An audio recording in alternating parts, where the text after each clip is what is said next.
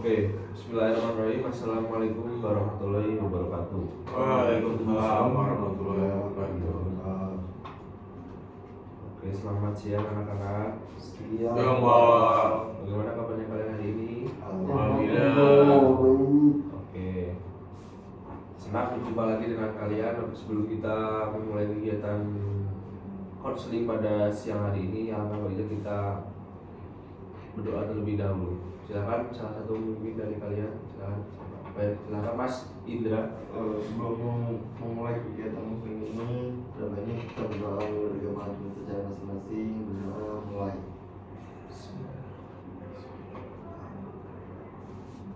Selesai. Terima kasih Mas Indra yang sudah mau memimpin doa kita pada hari ini. Oke. Selamat datang kembali teman-teman di pertemuan kedua kita dalam sesi konseling kelompok ini. Semoga kalian dalam keadaan sehat dan siap berbagi cerita kembali pada hari ini. Bapak sangat mengapresiasi kalian sudah mau meluangkan waktu serta waktu kalian untuk kita berkumpul di forum ini lagi. Sebelum kita mulai, yuk kita ingat lagi pertemuan yang kemarin. Ada yang masih ingat apa yang kita bahas dan rasakan saat kita pertemuan sesi kedua kemarin? Bebas. Ini Pak,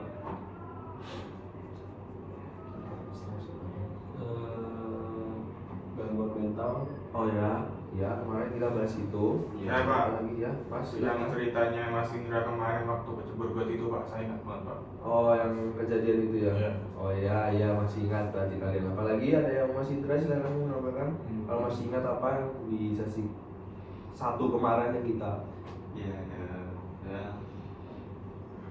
masih ingat Pak, kayak kan perannya di saya kemarin itu. Ya. Nah, jadi apa yang dikasih saran sama teman-teman, yang ditanyain teman-teman saya. Ya. Dan saya ingat bukan, nggak taunya yang ngalamin itu bukan cuma saya sendiri, teman-teman yang lain ada juga yang ngalamin hal yang serupa. Dan saya Ya, ngerasain stres akademik kemarin ya. Oke. Di sini kemarin kita sudah berkenalan, terus sudah bercerita satu sama lain, mengungkapkan apa yang perlu diceritakan saat pertemuan yang pertama kemarin. Nah, sekarang Bapak ingin berfokus. Kita kemarin kan teman-teman udah yaitu cerita tadi, terus kita sudah bersepakat kita berfokus ke Mas Raffi. Nah, di yang kemarin masih ingat Mas Raffi kemarin kenapa fokusnya? stres akademik. Nah, apa yang dialami Mas Raffi kemarin, ada yang masih ingat? Pak, mohon maaf, Mas Raffi itu siapa? Ada. Saya John Pak. Saya John Pak. John Raffi kan? Iya. Nah, Tapi iya. panggilan saya Ray. Oke. Ya pokoknya kemarin Mas John Raffi, Bapak lupa panggilannya siapa, ternyata kita diingatkan kembali oleh Mas John Raffi. Makasih Mas John. Ya, panggilannya Mas Ray. Mas Ray John. Oke.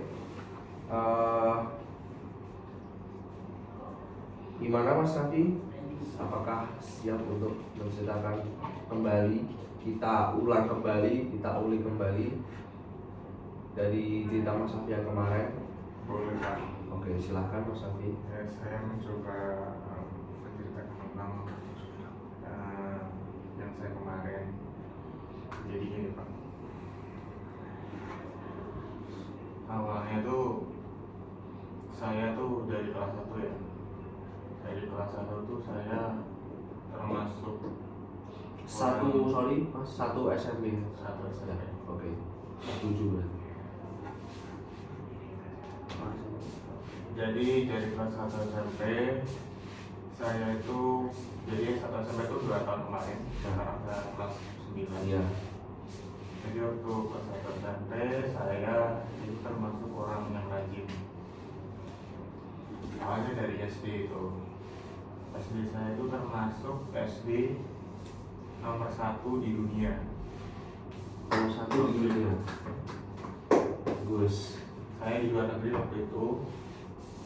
Kemudian SMP masuk SMP karena uangnya mepet, saya balik ke Indonesia. Kemudian saya masuk ke sekolah ini, Oke. sekolah negeri 1 Yogyakarta. Di sini saya bersama nenek dan kakek saya karena orang tua saya bekerja di Korea. Oh, oke. Ya. Jadi saya di sini cuma sama nenek sama kakek saya di sini. Nah, dari SD itu saya sampai kelas 1 itu saya orangnya rajin sekali. Saya itu ada tugas sore, ada tugas di hari itu, ada tugas.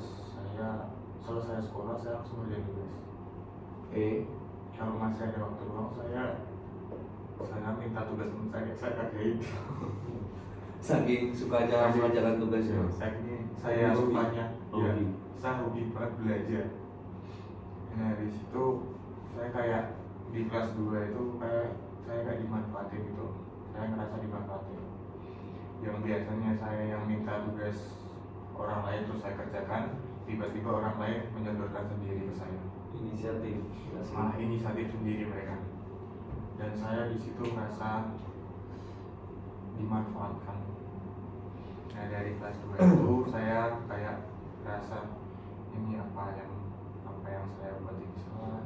Saya kayak merenung gitu di kelas 2. Kemudian saya di kelas 3 saya makin lama malah semangat saya belajar tuh berkurang. Terus ada tugas gitu saya udah malas kerjain, terus kayak ada ulangan gitu. Saya ulangan ada ulangan UTS UAS waktu kelas 8 itu saya mengerjakan. Waktu itu kan isian yang bulat-bulat ABC itu ya. Ya, yang pakai pensil 2B itu kan. Ya, itu saya di kertasnya menulis nama saya doang.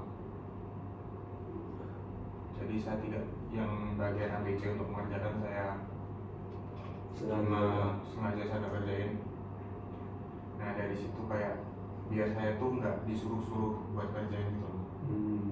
Saya nggak mau kelihatan paling rajin atau pintar kayak gitu. Nah, dari situ saya kayak udah stres sekali dari kelas 2 itu. Nah dari kelas 3 ini saya udah benar-benar stres Pak saya di sini Pak.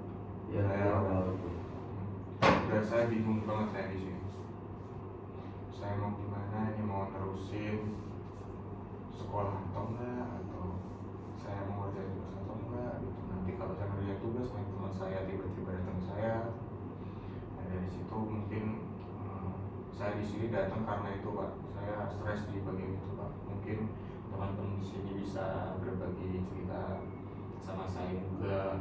Saya juga berbagi cerita sama mereka. Atau Bapak mungkin bisa memberikan saya mungkin masukan gitu saya. Mungkin seperti itu Pak. Oke, menarik ya dari permasalahan yang dialami oleh Mas Rey ini. Bapak mau bertanya kan, yang namanya mengerjakan tugas itu kan penting. Nah terus Mas Rey itu kan suka dengan mengerjakan tugas itu. Kan seperti itu menurut kalian teman-teman termasuk kegiatan yang positif atau negatif? Positif kan? Plus Pak. Nah, terus kayak gitu juga termasuk orang yang rajin kan. Tapi karena menurut Bapak nih, Mas Rey sama teman-teman kok kayak dimanfaatkan gitu ya, karena menurut Bapak tuh Mas Rey terlalu baik gitu loh. Mas itu orang yang baik, tapi di sisi lain kayak gitu tuh sepertinya kurang bagus aja Mas, kan namanya tugas itu kan pribadi masing-masing gitu. Mungkin ada yang mau menanggapi atau bertanya kepada Mas, silakan. Yang diceritakan tadi. Mas Ri, Iya. kan Mas Ri yang minta sebelumnya kan Mas Ri yang mintain tugas teman Mas Ri. Iya. Benar. Kenapa yang ngerjain? Nah, kenapa pas teman Mas Ri nyodorin tugas mereka sendiri, Mas Ri kayak jadi keteteran gitu, dan Mas Ri jadi kayak stres akademik, stres sendiri. Oke, saya jawab. Jadi awalnya tuh saya yang berkeinginan sendiri untuk mengerjakan tugas punya teman saya. Nah, di kelas 8 itu entah kenapa teman-teman saya tuh kayak berbeda gitu loh. Mereka tuh saya belum mau coba ngerjain punya teman saya, tapi teman saya udah kasih langsung Ya disodorin. kadang-kadang kena muka saya, hidung kali hidung saya berdarah. Dilempar tuh Mas. Enggak, gini Mas. Buset. Sampai hidung saya berdarah bagian sini enggak berdarah sini Oke. Itu mimisan. enggak Loh, ya Kena masih jerawat. kena jerawat di luar ya. di luar. Itu teman sekelas atau bener-bener teman main Mas Ri? Kalau dari saya semua saya anggap teman sekelas, nggak ada teman main, nggak ada apa, saya anggapnya teman sekelas. Karena saya kalau dari sekolah pulang itu biasanya pulang langsung, saya Oh. nggak kemana-mana. Itu yang nyodorin tuh cewek apa cowok Mas? Terakhir kali itu namanya Mas siapa ya, Akram kalau nggak salah. Oh. Gitu ya. Iya, Mas Akram kalau nggak salah namanya. Tapi kalau bukan Akrim atau siapa itu pasal. Akrim. Tapi Mas Ri kan udah keteteran nih, stres sendiri karena ngerjain atau nggak dimanfaatin. Pernah nggak Mas Ri cerita ke keluarga atau kan tinggal sama nenek kan? Nah, ke nenek Mas Ri pernah nggak kayak cerita gitu? Oke, kalau dari saya sendiri saya nggak pernah cerita sama siapa-siapa. Apalagi ke orang tua saya kan sibuk kerja di Korea. Iya. Juga saya lupa bahasa Korea. Jadi komunikasi dengan orang tua. Translate saya. Oh, Ya, so orang tua nggak bisa bahasa Indonesia. bisa, tapi kan jadi logat Korea gitu loh. Oh. Jadi agak susah dimengerti. Nah dari situ. Contohnya gimana Mas? Aduh, kalau saya praktekkan saya nggak bisa. Saya nggak bisa bahasa Korea sama sekali. Gak misalkan dia kan ngomongnya bahasa Indonesia, top bahasa Indonesia, tapi Enggak, logatnya enggak. Bahasa Indonesia campur Korea gitu loh. Jadi logat-logatnya masih ke Korea, jadi saya susah memahaminya. Gitu. Mungkin Koreanya agak ngapak gitu ya. Enggak juga di Korea. Mungkin di Indonesia nggak apa kayak. Ya, Nggak. Mas Ri kan nggak pernah cerita nih. Terus sebelumnya Mas Ri ngalamin stres akademik itu udah dari kelas berapa? Dimulainya dari pergantian kelas 8 kelas 9 tadi. Dari situ saya ngerasa Dari kelas 8 ke kelas 9. ya, di situ saya kayak mikir banget, saya mau cerita sama siapa kayak gini nggak bisa. Tiba-tiba ada bapak bagus ya, Bagas merekomendasikan untuk ikut konseling. Dari situ saya ikut konseling, ternyata ya ini ya seperti ini lah. Nanti apakah saya bisa survive di situ? Tapi ketika si tadi yang nyodorin Akrim, Akrim, si Akrim ini nyodorin, iya. Mas Raffi kan terima kan? Maksudnya diterima apa ditolak? Oh, dari situ saya terima. Nah, Saya terima. si Akrim ini maksa harus dikerjain, harus cepat, deadline-nya segini, apa gimana? Enggak, dia cuma bilang nih kerjain, cuk, langsung saya jerawatan di sini. Udah pada putih-putihnya itu kering. Dan di Ini situ kesel gitu. kurang tahu juga, tapi saya nggak pernah nyimpan dendam sama siapa. Oke mas, kan itu tuh lumayan lama kan ngalamin stresnya. Nah, masa selama itu mas nggak pernah cerita ke siapapun? Oke, tanya bagus. Jadi di sini saya itu benar-benar memendam dari kelas 8 itu naik kelas 9 itu sampai sekarang detik ini. Saya memendam terus itu. Saya kayak harus cari orang yang benar-benar bisa saya percaya dulu, baru saya cerita. Saya juga mau ngomong sama mas teman saya, terutama Mas Akrim. Dia nggak minta maaf sama saya. Dia habis nodorin jerawat saya itu sakit mas itu. Kalau dari penglihatan Mas Rafi nih, Mas Ray, sorry. dia ini nyodorin itu, dia bercanda atau dia kesel sama Mas? Terakhir dia tuh bicara sama Mas Indro. Mas Akrim, Mas Indro. Jadi saya duduk di posisi bapak. Mereka lagi bicara Mas Akrim, Mas Indro. Tiba-tiba terus ini gitu. Karena itu saya di situ. Jadi kayak merendahkan gitu ya. Kurang tahu juga. Kalau saya beranggapannya positif aja, mungkin dia terpleset. Bisa jadi. Nah, kan kayak itu tuh dalam kurun waktu yang cukup lama ya mas menemin stres itu sendiri. Ya. Nah, gimana mas ngejalanin hari-hari mas? Kayak mas ini sebenarnya nggak enak ngomong, apa nggak berani ngomong? Nah di situ yang pertama tadi saya bilang saya butuh orang yang benar-benar saya percaya dulu, baru saya bisa cerita dan saya bisa untuk ungkapan benar. Terus kemudian untuk bisa menyelesaikan juga apa yang saya alami. Saya juga bingung mau gimana kan. Saya posisinya udah stres banget, suruh nyelesain kayak gitu kan saya bingung banget ya di situ. Makanya saya pokoknya fokus utamanya saya cari orang atau siapapun yang bisa saya percaya dulu di situ. Oh ini mas, salah satu lagi.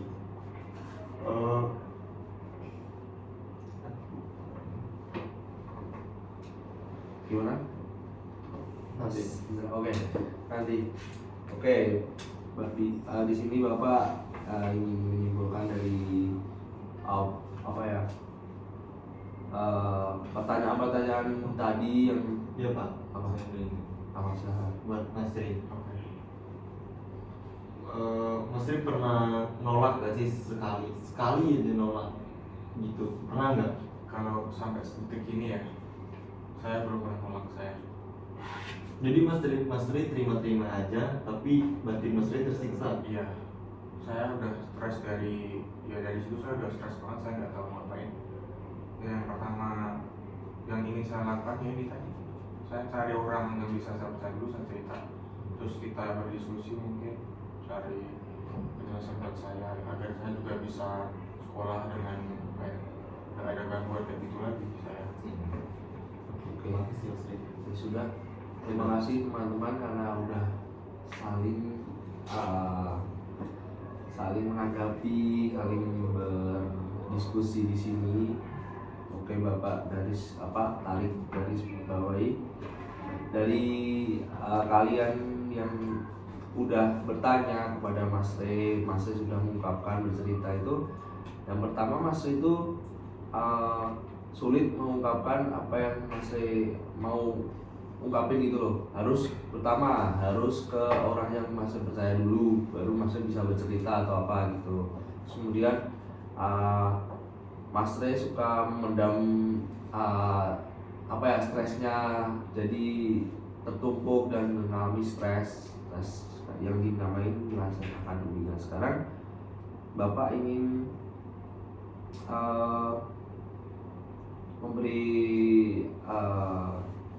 memberitahu ada teknik namanya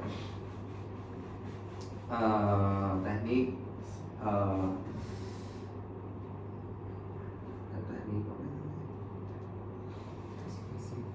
effective writing itu kayak ini. Kalau gampangnya Mas Ray itu Mas Ray itu nggak perlu mencari orang.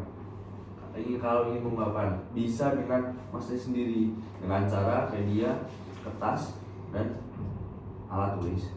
Jadi Mas Ray di sini seperti berlatih kayak mengungkapkan apa aja tuh bebas di dalam tulisan Mas yang Mas tulis itu, paham nggak Mas? kurang lebih Pak. Ya oke. Jadi coba kita sekarang Bapak kasih kertas, nanti Mas Ray tulis apa saja, tulis bebas apa aja kayak pikiran yang terlintas, terus khususnya tentang stres tadi, stres tekanan, terus tugas atau apalah, bebas Mas. Oke. Baik, tulis silakan. Kita beri waktu dulu ya untuk Mas Ray nulis. Ya Mas Ray itu belajar, nggak perlu menunggu orang lain untuk mengungkapkan biar nggak memendam stresnya itu. Setuju. Nah, oke. Pas.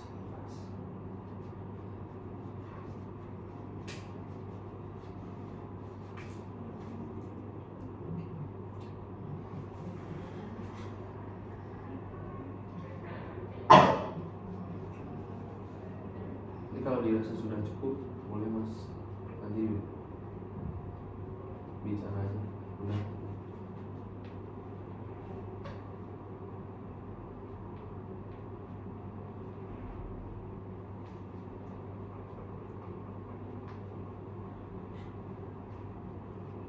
Sudah Pak. Oke. Sekarang apakah Mas Ray bersedia membagikan sedikit tulisannya? Oh, jangan, ini aja. Mas Ray nggak harus baca, tapi boleh nggak ceritakan sedikit tentang yang Mas Ray tulis di dalam tulisan tadi? Silahkan sedikit aja. Kurang lebih sama Pak kayak yang tadi kalau diceritakan Pak. Pokoknya saya ingin kehidupan saya sehari-hari saya itu menjadi kehidupan yang kayak normalnya teman-teman saya aja, gimana kayak siswa normal aja gimana gitu. Kayak belajar, senang belajar gitu, senang berkawan gitu. Jadi pokoknya saya nggak ingin ada gangguan di pikiran saya. Saya nggak ingin kayak apalagi stres tadi, saya nggak suka stres tadi itu. Terus yang kedua mungkin saya tidak ingin dimanfaatkan orang-orang lain gitu Pak. Oke. Setelah Mas Ray tadi menuliskan nih, nah sekarang kan jadi kayak Mas Ray itu kayak mewakili perasaan Mas Ray nggak pas ditulis itu. Kayak ini tulisan yang Mas Ray tulis tadi tuh paling tidak tuh mewakili perasaan yang Mas Ray rasakan hari ini gitu. Iya. Ya kan. Terus bagaimana perasaan Mas Ray setelah menulis itu sekarang? Mungkin bisa jadi apa ya, kayak sesuatu yang bisa buat cerita gitu ya. Mungkin bisa sedikit membantu saya. Saya juga baru tahu kalau ada kayak kita bisa membuat kayak gini buat apa ya, menceritakan apa yang kita rasakan, itu saya baru tahu. Oke, terima kasih. Beri aplaus dulu kepada Mas Raffi, sudah berani banget bisa cerita sejujur itu dan menyadari tekanan yang Mas Raffi sendiri tuh nggak merasa itu tuh mudah gitu. Apakah ada yang pernah merasakan hal seperti Mas Raffi? Kalian, Mas Ray? Coba Pernah ya? ya, tapi bukan karena stres, karena ngebantuin teman. Stresnya emang karena tugas saya sendiri. Oke. Itu Mas Akram Coba. pernah merasakan apa yang dirasakan kayak Mas Raffi, kayak tekanan, stres, akademik? Pasti pernah. Pasti pernah ya. Tapi beda dengan kasusnya Mas Raffi ya? Sama sih. Oh, hampir sama. Hampir sama. Oke. Kita ya di sini di forum ini kita ya saling support, saling memberi masukan. Semangat Mas Raffi. Ya, Makasih. Jangan Sangat. sedih Mas Raffi. sangat produktif sekali ya di forum kita kali ini. Oke. Mas Indra juga semangat ya. Ya, Mas. Jangan kejebur got lagi kayak kemarin. Oke teman-teman, kita sudah menyelesaikan sesi expressive writing hari ini. Terima kasih untuk Mas Raffi yang sudah bersedia untuk berlatih menggunakan teknik yang Bapak berikan tadi. Hari ini kita belajar bahwa stres bukan untuk dilawan, tetapi untuk dikenali. Oke. Terima kasih semuanya, khususnya untuk Mas Ray yang sudah terbuka pada hari ini. Semoga expressive writing bisa menjadi sahabat Mas Raffi kalau ketika lagi berat atau lagi mengalami stres. Sampai jumpa di pertemuan berikutnya. Kita akan adain sesi yang selanjutnya lagi. Untuk harinya tetap sama seperti ini. Kalian bersedia? Boleh. Oke. Kurang lebih seperti itu. Mohon maaf jika Bapak ada salah kata dan salah ucapan. Bapak akhiri. Sebelum Bapak akhiri, alangkah baiknya kita menutup dengan bacaan alhamdulillah bersama-sama. Alhamdulillah. Terima kasih teman-teman atas apresiasinya. Semoga kalian bisa lebih baik lagi dari hari ini. Amin. Selamat berproses. Sekian, terima kasih. Wassalamualaikum warahmatullahi wabarakatuh. Waalaikumsalam.